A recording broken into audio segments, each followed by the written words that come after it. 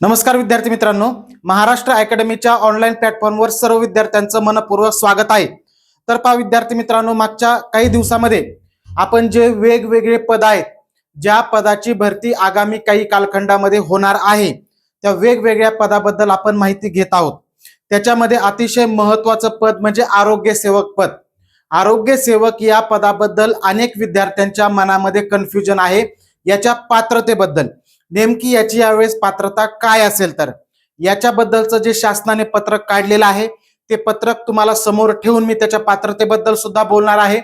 त्याच पद्धतीने अनेक मुलांना आणखी एक प्रश्न आहे की 1 जानेवारीच्या नंतर बऱ्याचशा सरळ सेवेच्या परीक्षा या MPSC मध्ये जाणार आहेत, पण त्याला अपवाद आहे जिल्हा परिषद।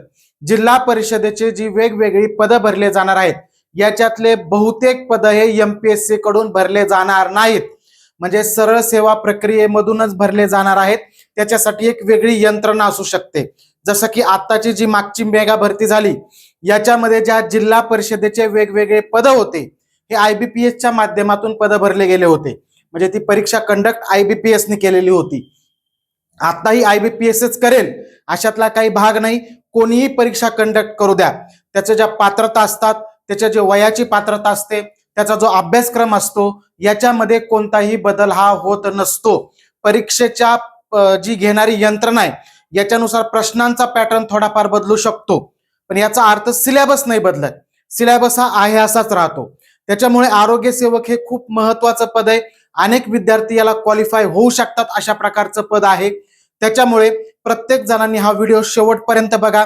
या आरोग्य सेवक पुरुष याच्याबद्दल जे 40% किंवा 50% मागच्या ज्यांनी परीक्षा दिलेल्या असतील त्यांना माहिती असेल, अशा दोन्ही प्रकारचे जे पद भरली जातात, या पदाबद्दल नेमकं कशा पद्धतीने भरले जातील, याची जाहिरात नेमकी कधी येणं अपेक्षित आहे, याच्याबद्दल सुद्धा आपण डिटेलमध्ये या व्हिडिओमध्ये डिस्कशन करणार आहोत। त्यामुळे हा व्हिडिओ हा तुम्ही शेवटपर्यंत बघायचा आहे, लक्षात ठेवा, ठीक आहे। तर सगळ्यात महत्त्वाचं बघा, पहिल्यांदा सांगतो मी तुम्हाला, याच्या पात्रतेबद्दल बोलूया।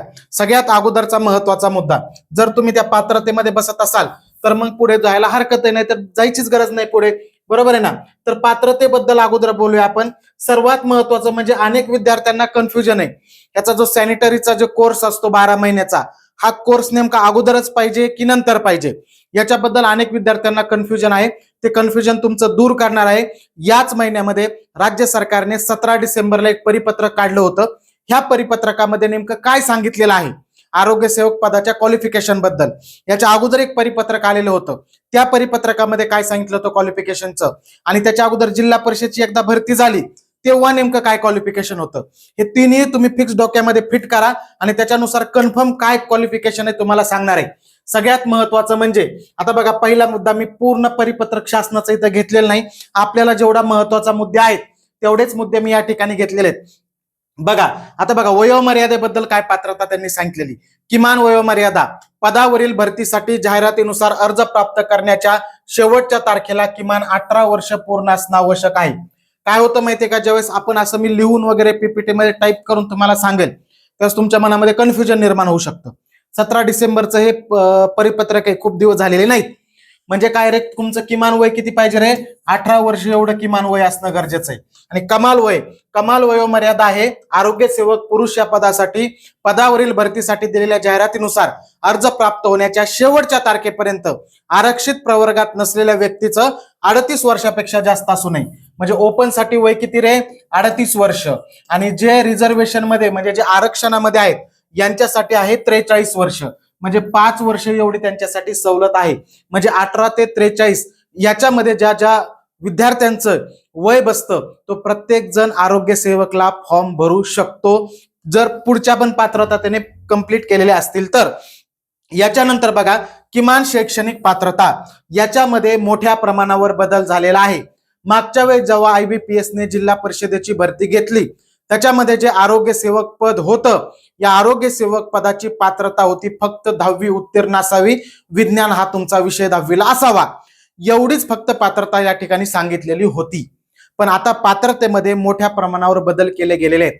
सर्वात महत्वाचं म्हणजे तुम्ही 12वी विज्ञान शाखेतून उत्तीर्ण असणं गरजेचं आहे. बघा, विज्ञान या विषयासह उच्च माध्यमिक शालांत प्रमाणपत्र परीक्षा व समतुल्य आहार्थ परीक्षा उत्तीर्ण असणं गरजेचं आहे.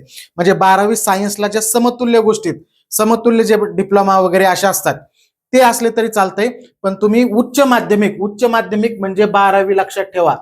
अशा पद्धतीने म्हणजे 12वी सायन्स ही पात्रता तुमची आहे. म्हणजे तुम्ही फक्त 12वी पाहिजेत, पण विज्ञान शाखेसह तुम्ही 12वी उत्तीर्ण असणं गरजेचं ही पहिली. आता याच्यामध्ये सुद्धा अनेक जणांना कन्फ्युजन नव्हतं. बहुतेक विद्यार्थ्यांना माहिती होतं, जे अभ्यास करतात त्यांना, की आता पात्रता ही 12वी सायन्स असणार आहे. पण त्याच्याबरोबरच अजून एक महत्वाची पात्रता या ठिकाणी सांगितलेली. दुसरी पात्रता बघा, बहुउद्देशीय आरोग्य. ही पात्रता व्यवस्थित मी पूर्णपणे वाचतो आणि मग तुम्ही समजून घ्या, मी नंतर माझं एक्सप्लेन करतो. बहुउद्देशीय आरोग्य कर्मचारी पुरुष. बहुउद्देशीय आरोग्य कर्मचारी म्हणजेच आरोग्य सेवक आहे. आरोग्य सेवकलाच बहुउद्देशीय आरोग्य कर्मचारी जिल्हा परिषद असं संबोधलं जातं, लक्षात ठेवा. पुरुष यांच्यासाठी शासनाच्या विभागीय आरोग्य आणि कुटुंब कल्याण प्रशिक्षण केंद्र व सार्वजनिक आरोग्य संस्था नागपूर यांच्याकडून घेण्यात येणारे 12 महिन्याचे मूलभूत प्रशिक्षण किंवा शासनाने समकक्ष ठरवलेल्या इतर संस्थेतील अभ्यासक्रम 3 संधीमध्ये यशस्वी पूर्ण करणे आवश्यक राहील.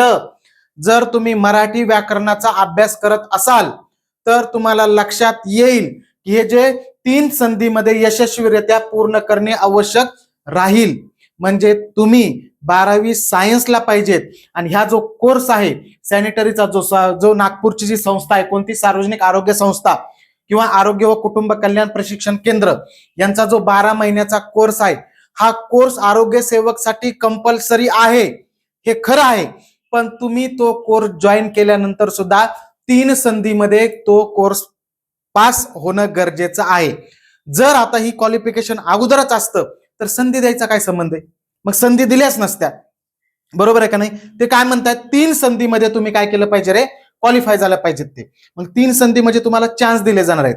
त्या 3 संधीमध्ये तो अभ्यासक्रम, त्याची एक्झाम तुम्ही कंप्लीट केलाय की तुम्हाला नोकरीवर ठेवतील. म्हणजे याचा धडधडीत अर्थ असा होतो की तुम्ही 12वी सायन्स असू द्यात आणि नंतर जॉईन झाल्यानंतर सुद्धा हा कोर्स तुम्ही ऍडमिशन घेऊन कंप्लीट करू शकता, असं माझं मत आहे.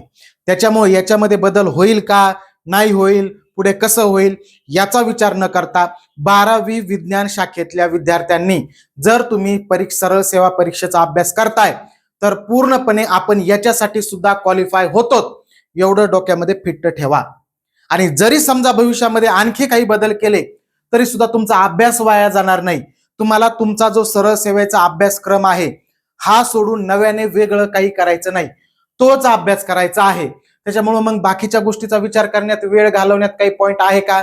नाही. त्याच्यामुळे व्यवस्थित लक्षात ठेवा, या ज्या आहेत त्याच्या महत्वाच्या पात्रता आहेत. 18 ते 38 ओपन साठी, रिझर्व्ह जागासाठी 43 वय, 12वी सायन्स आणि त्याच पद्धतीने सॅनिटरीचा जो कोर्स आहे तो 12 महिन्याचं जे प्रशिक्षण आहे ते प्रशिक्षण 3 संधीमध्ये तुम्ही कंप्लीट करणं गरजेचं राहील. लक्षात, इथं जर असं असतं की अगोदरच कंप्लीट पाहिजे तर असं सांगितलं असतं त्यांनी, 3 संधीमध्ये तुमचे प्रशिक्षण पूर्ण झालेले असावे. पूर्ण झालेले असावे म्हटलं नाही, काय म्हटलं रे, 3 संधीमध्ये यशस्वीरित्या पूर्ण करणे आवश्यक राहील. व्याकरण समजत असेल तर तुम्हाला याचा अर्थ सुद्धा समजेल. काळ समजत असतील तुम्हाला, भूतकाळ, भविष्यकाळ, वर्तमान काळ, तर याचा अर्थ सुद्धा समजेल. त्याच्यामुळं तुम्ही बिंदासपणे विश्वास ठेवून अभ्यासाला लागा, काहीही प्रॉब्लेम नाहीये. पात्रतेबद्दल तर काही नाही, फक्त 12वी सायन्स हे महत्वाचं लक्षात ठेवा. आणखी एक महत्वाचं, आरोग्य सेवकच का, आरोग्य सेवक पद महत्वाचं का आहे, याचं सर्वात महत्वाचं कारण म्हणजे याला मिळणारं वेतन. ही जी पात्रता आहे, पहिली तर 10वी पात्रता होती, आता 12वी केली. 12वीच्या पात्रतेवर असणाऱ्या सरळ सेवेतून भरलं जाणारं राज्य सरकारचं मला तरी वाटतंय सर्वात जास्त स्केल देणारं हेच पद असेल. याचं अगोदर स्केल S8 होतं, S8 एवढं या पदाचं स्केल होतं. ते स्केल बदलून आता S9 केलेलं आहे. म्हणजे पहिलं जे S8 होतं त्यावरून S9 केलेलं आहे. S9 म्हणजे याचा ग्रेड पे होतो साधारणपणे 2500 रुपये, पहिला ग्रेड पे होता 2400 रुपये. लक्षात ठेवा, तलाठीचं जे पद आहे महसूल विभागाचं, हे पद डिग्रीवर आहे त्याचं क्वालिफिकेशन. आता तलाठी ग्रामसेवक याची तुलना सारखं होत असते, त्यामुळे सांगतो तुम्हाला, डिग्रीवर आहे पण त्याचं स्केल सुद्धा S8च आहे. लक्षात ठेवा, त्याचं सुद्धा स्केल किती आहे, S8च आहे. पण याचं स्केल S9 आहे, म्हणजे तलाट्यापेक्षा सुद्धा याचं वेतन जास्त आहे। S9 केल म्हणजे 7व्या वेतन आयोगानुसार 26,400 ते 83,600 एवढा पगार। 26,400 बेसिक आहे, याचा अर्थ हा पगार 40,000 पर्यंत स्टार्टिंगच तुमचं वेतन होईल, कारण आता 8वा वेतन आयोग सुद्धा लागू होणार आहे लवकरच। त्यामुळे हे वेतन सुद्धा याचं चांगल्या पद्धतीने, पगार खूप जास्त आहे, पगार खूप जास्त आहे। तर S9 केलेलं आहे, जुनं S8 होतं ते S9 केलेलं आहे। हे सुद्धा तुम्हाला डॉक्युमेंट जे सरकारी परिपत्रक होतं त्यातलंच हे कात्रण मी या ठिकाणी लावलेलं आहे। त्याच्यामुळे मी स्वतः सांगतोय असं नाही, सरकार सांगते, पात्रता सरकारने सांगितल्यात, वेतन सरकार सांगते, त्यामुळे याचं वेतन सुद्धा खूप चांगलं आहे। पुढे पहा, ह्या पदाची जाहिरातीबद्दल वगैरे बोलतोच, पण तुम्ही काय करता माहितीये का, जाहिरात आल्यानंतर बघू म्हणून अभ्यासाला लागल्यानंतर अभ्यास होणार नाहीये। लक्षात ठेवा, मेगा भरती होणार आहे हे तर फिक्स आहे। तुम्ही वेगवेगळे पत्रक बघितलेले आहेत, तुम्ही लगेच आम्हाला नाव ठेवता की हे यांना पैसे कमवायचे आमच्या जीवावर म्हणून हे गडबड करायला लागलेत। पण बाबा, अभ्यासामध्ये 1 अन 2 महिन्यामध्ये तुमचा अभ्यास पूर्णपणे होत नसतो, त्याच्यामुळे तुम्हाला वेळ द्यावा लागतो। त्याच्यामुळे तुम्हाला जागा करण्यासाठी आपण हा लवकर व्हिडिओ बनवतोय। जिल्हा परिषदेची जाहिरात येणारच आहे आणि जिल्हा परिषद मध्ये आरोग्य सेवकच्या जागा सुद्धा भरपूर असणारच आहेत। मग तू परीक्षा जवळ आल्यानंतर माहिती सांगू का तुला? नाही, कारण तुला अभ्यासाला जर वेळ पाहिजे तर अगोदरच या सगळ्या गोष्टींचं कन्फ्युजन तुला डोक्यामध्ये नाही पाहिजे। मी एखाद्या परीक्षेची तयारी का करतोय, त्याचं वेतन किती आहे, त्याचा अभ्यासक्रम काय असणार आहे, माझ्याच्याने त्याची परिपूर्णपणे तयारी होईल का, या सगळ्या गोष्टीचा विचार तू अगोदर वर्षभर कमीत कमी केला पाहिजे। उलट हे उशीर आहे, लक्षात आलं ना? आता बघा, मेगा भरतीच्या संदर्भात जे आकृती बंध वगैरे याच्यासाठी जी कालमर्यादा दिलेली होती ती कालमर्यादा संपलेली, लक्षात। इथून पुढे आता आचारसंहितेच्या वगैरे प्रक्रिया झाल्यानंतर जरी आचारसंहिता आडवी येते असं म्हणलो तरी लगेच भरती प्रक्रिया सुरू केली जाऊ शकते आणि त्यावेळेस मग तुम्हाला वेळ मिळणार नाहीये। त्यामुळे या गोष्टी अगोदरच तुम्हाला माहिती असणं गरजेचं आहे। S9चं स्केल आहे, ग्रेड पे 2500 आहे, पगार दणकट आहे, त्यामुळे बिलकुल टेन्शन घ्यायचं नाही। जे जे क्वालिफिकेशन मध्ये बसतात त्यांनी परिपूर्ण तयारी करायची आहे। त्यानंतर अभ्यासक्रम, आता बघा, हा अभ्यासक्रम जे IBPS ने परीक्षा घेतली त्यावेळेस आरोग्य सेवकचा धडधडीत त्यांनी अभ्यासक्रम दिलेला होता। त्या अभ्यासक्रम तुम्हाला मी सांगतोय, लक्षात घ्या। याच्यामध्ये थोडाफार बदल होऊ शकतो, पण याच्यात जो अभ्यासक्रम दिलाय याच्यामध्ये उलट ऍड होऊ शकतो, कमी तर होणार नाही। लक्षात येते ना? त्याच्यामुळे हाच अभ्यासक्रम पहिल्यांदा बेसिक कंप्लीट करून घ्या। याच्यामध्ये बदल होईलही, बदल होणारही नाही, त्याच्याबद्दल मी आत्ताच बोलू शकत नाहीये। पण आता ज्याच्या अगोदर ज्यावेळेस आरोग्य सेवकची जाहिरात आली त्यावेळेस हा अभ्यासक्रम होता। काय होते? मराठी, इंग्रजी, सामान्य ज्ञान, बुद्धिमत्ता, अंकगणित आणि तांत्रिक प्रश्न। तांत्रिक प्रश्न आरोग्य सेवकला सिलेबस किती बदलू द्या, तांत्रिक प्रश्न विचारले जाणार आहेत। त्यामुळे कोर सिलेबस अशाच पद्धतीने राहणार आहे, फक्त तांत्रिक मध्ये काही मुद्दे दिलेत, याच्यामध्ये हे मुद्द्यासह आणखी ऍड होऊ शकतात, कमी तर होणार नाहीत असं माझं वैयक्तिक मत आहे। काय काय बघा, मराठीचे 15 प्रश्न 30 गुण होते, इंग्रजीचे 15 प्रश्न 30 गुण होते, सामान्य ज्ञानचे 15 प्रश्न 30 गुण होते, बुद्धिमत्ता आणि अंकगणितचे 15 प्रश्न 30 गुण होते आणि तांत्रिकचे एकूण 40 प्रश्न आणि 80 गुण होते। हाच जे विद्यार्थी आरोग्य सेवक झालेत त्यांना माहिती असेल, हाच IMP होतं, याचा ज्याने अभ्यास केला ते पोरं यशस्वी झाले आणि याच्यामध्ये अनेक विद्यार्थी यशस्वी झालेले आहेत। सगळ्यात जास्त अभ्यास कमी असणारे मुलं सिलेक्शन होण्याचा रेशो आरोग्य सेवक मध्ये मागच्या मेगा भरतीमध्ये सगळ्यात जास्त होता, कमी अभ्यासामध्ये सुद्धा सिलेक्ट झाले। आता खाली जे तांत्रिक अभ्यासक्रम दिलाय याच्यामध्ये काय केलेलं माहितीये का, तेव्हा पात्रता 10वी असल्यामुळं 10वीचा भाग 1 आणि भाग 2 विज्ञानाचे जे पुस्तक आहेत त्याचे जे अनुक्रमणिक आहेत, त्यात जे प्रकरणाचे नाव आहेत तेच सगळे प्रकरण उचलून या ठिकाणी टाकलेले आहेत। म्हणजे 10वीचे दोन्ही पुस्तकं जे अभ्यास करून गेले ते मागच्या वर्षी सिलेक्ट झाले होते।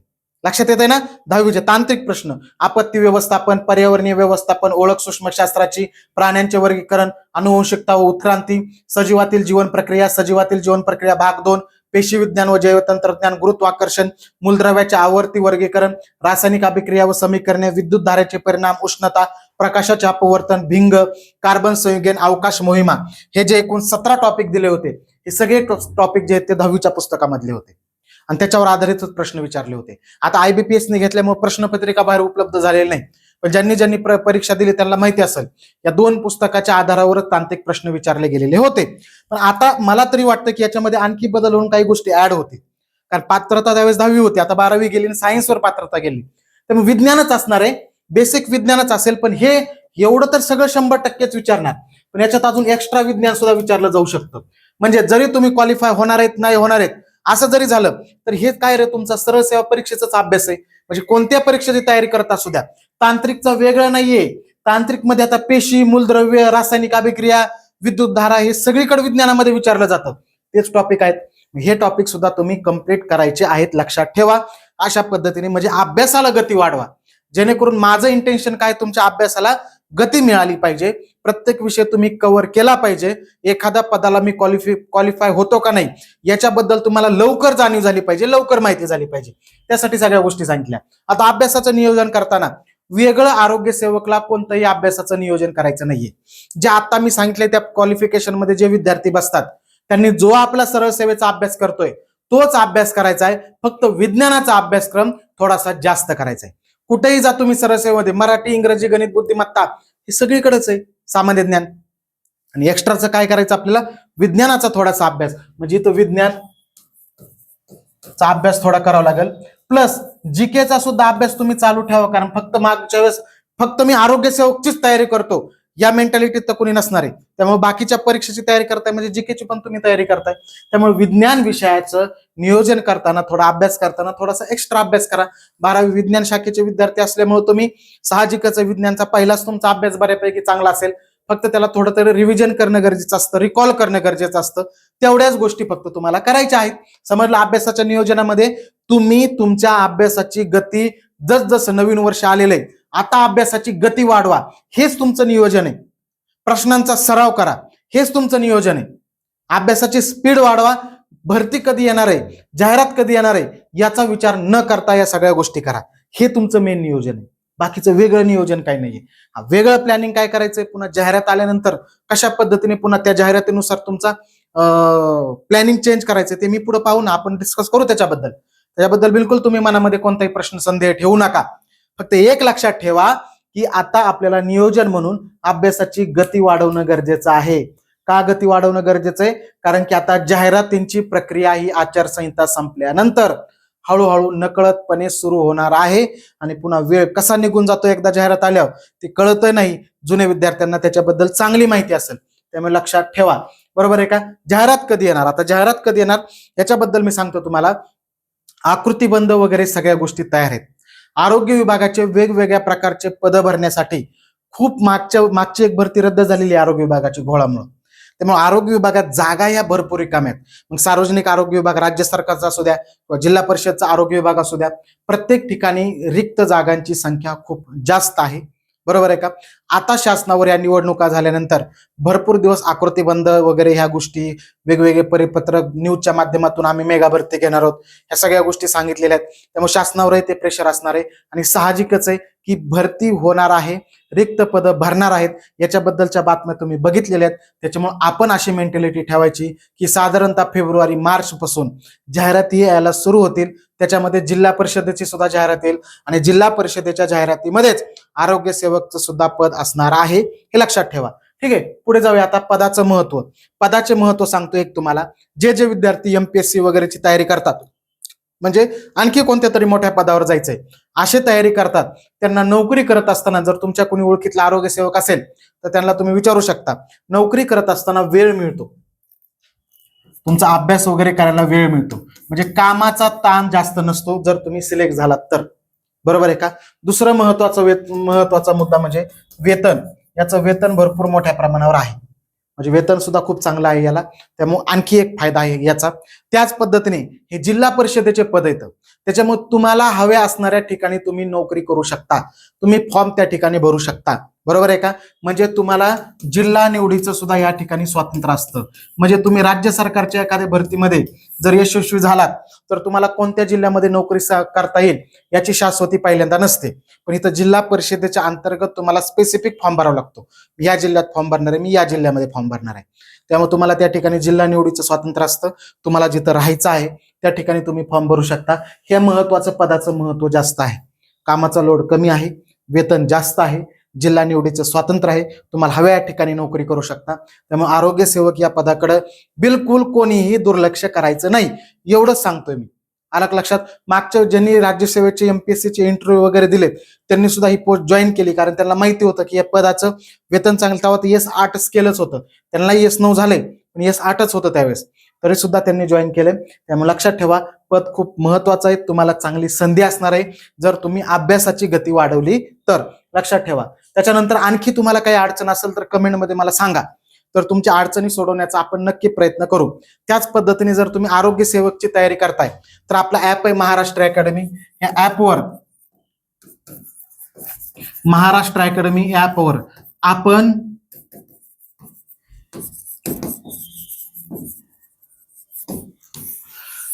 कोर्स आरोग्य सेवकचा उपलब्ध ऑलरेडी करून दिलेला आहे.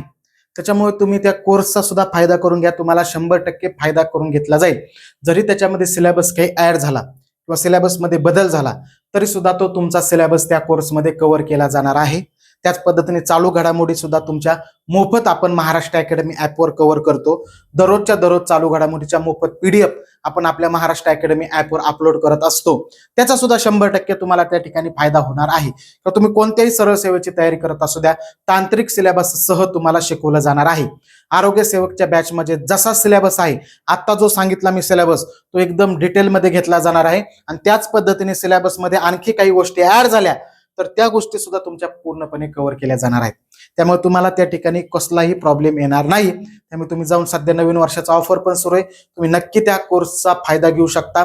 100% तुम्हाला त्याचा फायदा होणार आहे. MPSC मधून निवड झालेले, UPSC मधून निवड झालेले, मुलाखती दिलेले असे शिक्षक तुम्हाला शिकवणार आहेत त्या कोर्सेसमध्ये. त्यामुळे तुमचा 100% फायदा होईल. तुम्ही जाऊन बघा, आवडलं तर घ्या, नाही आवडलं तर बिलकुल काही अडचण नाहीये. ठीक आहे. पण तुमच्या अभ्यासाला महत्वाचं सांगायचं म्हणजे कधी जाहिरात येणार आहेत कोणत्या पदाच्या याच्याकडे बिलकुल लक्ष न ठेवता अभ्यासाची गती वाढवणं गरजेचं आहे. शांततेच्या काळामध्ये केलेली मेहनत ही संघर्षाच्या काळामध्ये फायदेशीर ठरत असते. संघर्षाच्या काळामध्ये संघर्ष करावा लागतो, मेहनत नसते. लक्षात येते ना. त्यामुळे मेहनत ही अगोदरच करावी लागते आणि मेहनतीचा मग फळ म्हणजे त्या संघर्ष करणं, त्या संघर्षातून यशस्वी होणं असतं. त्यामुळे बिलकुल दुर्लक्ष करू नका, बिलकुल टाइमपास करू नका. जर तुम्हाला यशस्वी व्हायचंय तर वेगळ्या पद्धतीने काही 4 गोष्टी कराव्या लागणार आहेत. त्या 4 गोष्टी कोणत्या? तर आत्तापासून तयारी, आत्तापासून मेहनत, याच गोष्टी तुम्ही तुमच्या डोक्यामध्ये फिट करायच्या आहेत आणि पुढे जायचंय. आणखी या पदाबद्दल तुम्हाला काही अडचणी वाटत असतील कमेंटमध्ये नक्की सांगा. आपण तुमच्या सगळ्या अडचणी सॉल्व्ह करण्याचा या ठिकाणी प्रयत्न करूया. इतर पदाबद्दल सुद्धा तुम्हाला कोणत्या पदाबद्दल डिटेलमध्ये माहिती पाहिजे, त्यांचं काम काय असतं याच्याबद्दल जर माहिती पाहिजे असेल तर तशी सुद्धा कमेंट करा. त्याच्याबद्दलची सुद्धा सगळी माहिती तुम्हाला मी पुरवण्याचं या ठिकाणी काम करेल. ठीक आहे, चालेल. धन्यवाद.